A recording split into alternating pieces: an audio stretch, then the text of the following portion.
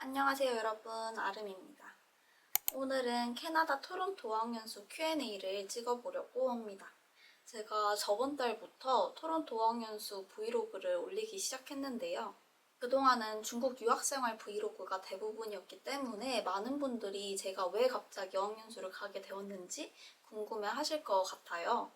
그래서 오늘은 제가 왜 어학연수로 오게 되었는지, 캐나다 토론토 어학연수 비용은 얼마인지, 홈스테이는 또 어떤 분위기인지, 캐나다 어학연수에 대해서 모든 것들을 알려드리도록 하겠습니다. 이번 영상에서는 곳곳에 캐나다 어학연수 팁들도 있거든요. 그러니까 넘기지 마시고 처음부터 끝까지 빨리 감기 해서 보는 거 추천드릴게요. 저는 우선 중국 칭화대학교를 1년 휴학을 했고 6개월 인턴 생활을 끝내고 남은 휴학 기간 동안 중국에서 학업과 병행을 할 수 없는 자격증 공부랑 영어 공부를 하자라는 생각을 했어요. 물론 유학이든 어학연수든 기간이 길수록 언어 습득에 도움은 되겠지만 단기간도 충분히 언어 공부하는 데 있어서 동기부여가 될 수 있다고 생각이 들어서 단기 어학연수를 결정하게 되었습니다. 저는 EDM 유학센터 통해서 캐나다 토론토 어학연수를 결정하게 되었고 기간은 약 2개월, 현지 어학원인 토론토 아일락 어학원은 한 달 하고 2주만 계약을 해서 수업을 들었습니다. 그리고 2개월 동안 저는 필리핀 호스트가 운영하는 홈스테이에 거주를 했습니다. 캐나다 토론토를 선택한 이유는 무엇인가요? 저는 우선 제가 인턴을 하면서 모았던 돈으로 단기 어학연수로 온 거기 때문에 우선 가장 중요한 요소가 비용이었어요. 필리핀 어학연수는 제 옵션에 없었기 때문에 제외를 하고 캐나다, 미국, 영국을 비교했을 때 캐나다가 미국이랑 영국보다는 어학원 비용, 생활비 면에서 조금 저렴한 편에 속해 있었습니다. 그리고 캐나다에서 밴쿠버가 아닌 토론토를 선택한 이유는 바로 날씨 때문인데요. 우선 저는 날씨에 되게 영향을 많이 받는 사람이기 때문에 EDM 유학센터에서 상담을 진행할 때 날씨가 좋은 도시를 추천해 주셨으면 좋겠다고 말씀을 드렸어요. 그랬더니 대리님이 밴쿠버보다는 토론토가 5월, 6월 날씨가 더 좋다라고 말씀을 해주셔서 토론토를 선택하게 되었고요. 저는 자연 경관보다는 다운타운이 얼마만큼 가까이 있느냐, 얼마나 접근성이 좋느냐가 중요한 사람이었기 때문에 밴쿠버보다는 토론토가 제 성향에 더 맞다고 생각을 해서 토론토로 선택을 하게 되었습니다. 세 번째 질문은 바로 어학연수 비용입니다. 아마 어학연수를 준비하고 계신 분들이라면 이 비용이 제일 중요하지 않을까 싶어요. 제가 처음 어학연수를 준비할 땐 도대체 그 어학연수를 가기까지 얼마가 드는지 정확하게 알려주는 Q&A가 없더라고요. 그래서 제가 이번에 진짜 소수점까지 얼마가 들었는지 다 보여드리려고 합니다. 어학연수를 결정을 하고 캐나다에 오기 전까지 사용한 비용은 총 670만 4,162원입니다. 제가 처음에 비행기표를 찾아봤을 때는 왕복으로 160만 원도 가능한 그런 가격이었는데 제가 게을렀죠. 네. 많이 게을렀어요, 제가. 네, 그래서 이번 연도 1월인가? 2월에 표를 구매를 했는데 표값이 210만 원까지 올랐더라고요. 근데 뭐 어떡하겠어요. 어학연수를 가야 하는데. 지금 보여드리는 가격에서 한 5%에서 7% 풀마가 된다고 생각을 하고 버짓을 잡으시면 좋을 것 같아요. 그리고 조그마한 팁을 드리자면 사실 이건 팁도 아니에요. 팁도 아니지만 비행기표를 구매를 생각을 하고 계시다면 지금 보는 그 순간이 제일 싼 가격이에요, 여러분. 망설이지 마세요. 그 가격이 그냥 사. 그리고 현지 어학원 프로모션을 진행하는 기간이 있는데 그 기간 내에 등록을 하면 되게 가격 할인을 많이 해주거든요. 그리고 저 같은 경우에는 단기 어학연수여서 그렇게 많은 할인폭이 있지 않았지만 저보다 조금 더 장기간으로 어학연수를 진행하시는 분이라면 할인도 되게 많이 받을 수 있다고 들었어요. 그리고 저는 홈스테이에서 살기 때문에 생활비로는 이제 교통비, 외식비, 여가비 정도 들거든요.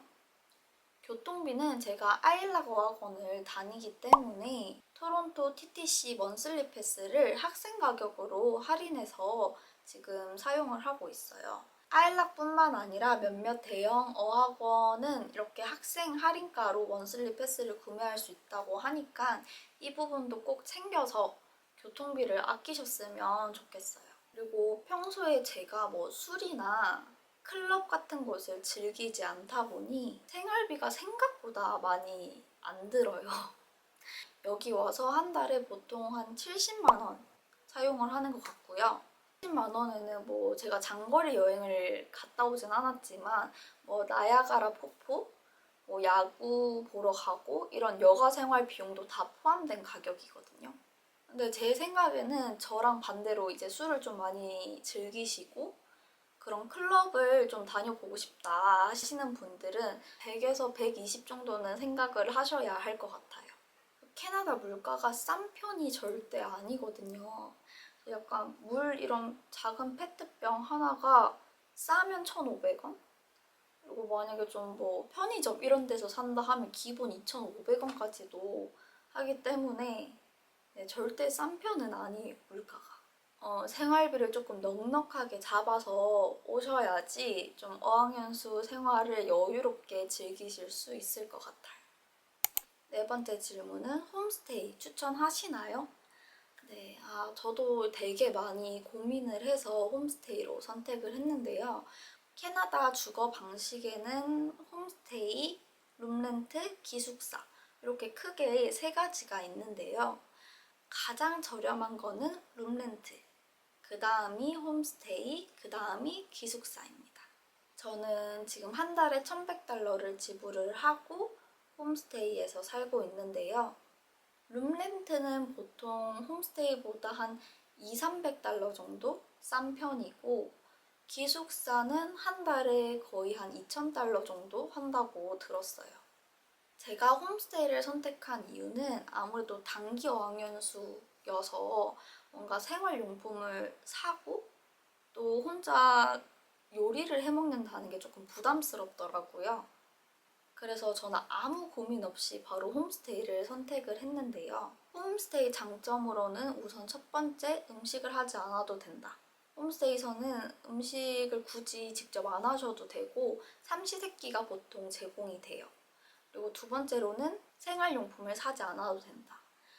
은근 외국에서 혼자 살려면 사야 되는 생활용품들이 되게 많아요. 뭐 휴지라든지 세제, 수세미, 뭐 비닐, 지퍼백 뭐 등등. 되게 짜잘짜잘하게 돈이 나갈 곳이 엄청 많기 때문에 저는 굳이 2달 사는데 내가 그걸 다 새로 사야 하나? 굳이 그럴 필요 없지 않을까? 라는 생각이 좀 있었습니다. 그리고 세 번째로는 호스트가 기본적인 청소는 다 해준다. 뭐 쓰레기 비우기, 화장실 청소 이런 것들을 다 호스트가 해주기 때문에 그런 집안일에 대해서 딱히 걱정을 할 필요가 없다는 점. 네 번째로는 호스트가 영어를 사용할 수 있기 때문에 학원에서 이제 하교를 하고 나서도 영어로 대화를 할 수 있는 환경이라는 점이 저는 장점이라고 생각을 해요. 반대로 단점도 되게 많은데요. 단점은 호스트가 만들어주는 음식이 입맛에 맞지 않으면 정말 고생을 할 수도 있다. 홈스테이에서 룸렌트로 바꾼 애들 이야기를 들어보면 이 이유가 가장 크더라고요. 두 번째로는 호스트와 갈등이 있을 수도 있다. 뭐 호스트가 요구하는 집에 룰이 있는데 그 룰이 보니까 안 맞을 수도 있다라는. 그리고 뭐 다른 후기 영상들 보시면 알겠지만 진짜 미친 호스트들도 되게 많거든요.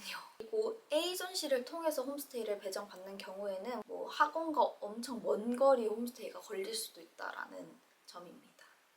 네, 사실 진짜 홈스테이 장점과 단점이 너무 뚜렷한데 어떤 걸 더 중요시 여기느냐에 따라서 이제 좀 달라질 것 같아요. 추천하냐고 물어보시면 네, 저는 추천합니다. 왜냐하면 외국살이가 생각보다 쉽지 않아요.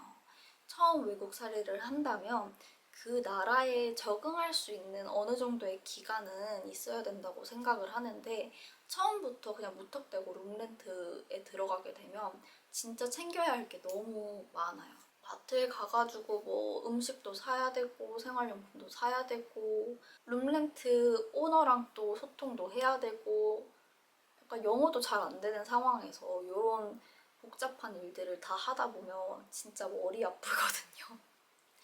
그래서 만약에 본인이 6개월 혹은 뭐 12개월 어학연수를 계획 중이다 하시는 분들은 처음 한 두 달 정도는 홈스테이에 살면서 캐나다에 적응을 하고 새로 사귀게 된 친구들한테 또 룸렌트에 대한 좋은 정보들 또 얻을 수도 있고 또 새로 사귄 친구들과 마음이 맞아서 같이 룸렌트를 할 수도 있는 거거든요. 적응을 잘 하고 싶다 하시는 분들은 처음 한 두 달은 홈스테이 그리고 그 뒤에 뭐 친구들과 좀 의논을 해보고 룸렌트를 한다거나 하는 게 사기도 안 당하고 적응하기에도 훨씬 편할 것 같습니다. 저 같은 경우에는 홈스테이 호스트분이랑도 그 학교 하교 후에 계속 대화를 하고 또 음식도 너무 잘 해주시고 한국 음식도 많이 만들어 주셔서 만족하면서 홈스테이 생활을 하고 있거든요. 근데 이거는 뭐 개인이 뭘 중요시 여기느냐에 따라서 고르시는 게 제일 좋을 것 같습니다. 다섯 번째 질문은 영어 실력 많이 늘었나요? 아, 네, 이거 진짜 중요하죠. 네. 우선 결론적으로 이야기를 드리자면 네, 많이 늘었습니다. 사실 제 어학연수 목표는 영어를 무서워하지 않고 말하는 거였거든요. 한 달 반 동안 수업을 들으면서 되게 자연스럽게 영어로 이야기를 할 수 있게 되었고 내가 모르는 영어 슬랭이라든지 한국에서는 이렇게까지 안 배웠던 것 같은데 하는 그런 문법들 외국인들이랑 스몰 토크를 할 수 있는 방법을 좀 배운 것 같아요. 그 목표도 달성을 하고 이제 영어로 말하는 게 재밌어졌어요. 그래서 저는 너무 만족하는 어학연수였고요. 사실 단기 어학연수를 간다고 하면 다들 말리잖아요. 왜 굳이 돈을 쓰면서 그렇게 가성비 안 좋은 어학연수를 가려고 하냐. 기간이 너무 짧아서 영어 실력이 그렇게 드라마틱하게 늘지 않을 거다 라는 반응을 해요. 뭐 제 주변 사람들한테 제가 단기 어학연수를 간다고 했을 때 몇몇 분들은 이렇게 얘기를 했어요. 이 영상 처음에 말씀드렸던 것처럼 현지를 경험하는 거는 언어 공부에 있어서 엄청 큰 동기부여가 된다고 생각을 해요. 저는 영어 공부를 정말 하고 싶었고 영어를 말하는 거에 있어서 두려움을 떨쳐내고 싶었기 때문에 장기간 해외여행이 아닌 단기 어학연수를 선택을 했던 거고요. 이번 계기로 인해서 영어 공부가 더 이상 힘들고 지겨운 그런 일이 아니라는 것도 알게 되었고 앞으로는 중국어 공부랑 같이 영어 공부도 꾸준히 하려고 합니다. 마지막은 제가 이제 캐나다 어학연수를 하면서 와 이거 모르고 왔으면 큰일 날 뻔했다 라고 생각하는 그런 점들을 좀 말씀드리려고 하는데요. 첫 번째는 캐나다는 대마초가 합법이에요. 사실 저는 이거 처음에 모르고 왔어요. 모르고 와서 너무 당황스러웠어요. 근데 이제 제가 몇 달 동안 어학원을 다니면서 이제 뭐 한국인도 그렇고 다른 외국인들도 너무 쉽게 대마초를 접하는 모습을 보고 아 이거 만약에 어린 학생들을 어학연수 혹은 유학을 보내시는 분들이라면 이거 진짜 조심해야겠다 라고 생각을 했고요. 두 번째는 물가가 정말 비싸요. 아니 뭐 한국도 물가 요즘 비싸요. 뭐 비슷하겠지 아니면 조금 비싼 정도겠지 라고 생각을 할 수 있는데 식사 한 끼를 해도 25,000원이면 정말 싸게 먹은 거고 3만 원 정도면 조금 괜찮은 식사를 했다라고 말할 수 있을 정도로 물가가 비쌉니다. 세 번째로는 대중교통이 정말 별로예요. 저는 토론토 TTC를 타고 지금 등하교하고 어딜 가도 모든 게 다 TTC예요. 버스도 TTC, 지하철도 TTC. 그런데 이 TTC가 진짜 아무런 예고 없이 멈출 때도 너무 많고 중간에 가다가 갑자기 멈추고 다 내리라고 하는 경우도 있었어요. 네 번째는 콘센트가 110V예요.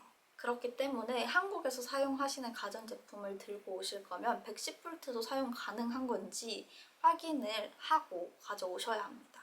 안 그러면 여기 와서 그걸 모르고 콘센트를 꼽았을 때 불이 날 수도 있고 아니면 그 가전제품이 고장날 수도 있기 때문에 미리 확인하시고 짐을 챙겨 오시는 게 중요합니다. 캐나다에서 정말 다양한 나라의 사람들을 만날 수 있었고 그들이랑 대화를 하면서 많은 것들을 깨달을 수 있었던 2개월이었던 것 같습니다.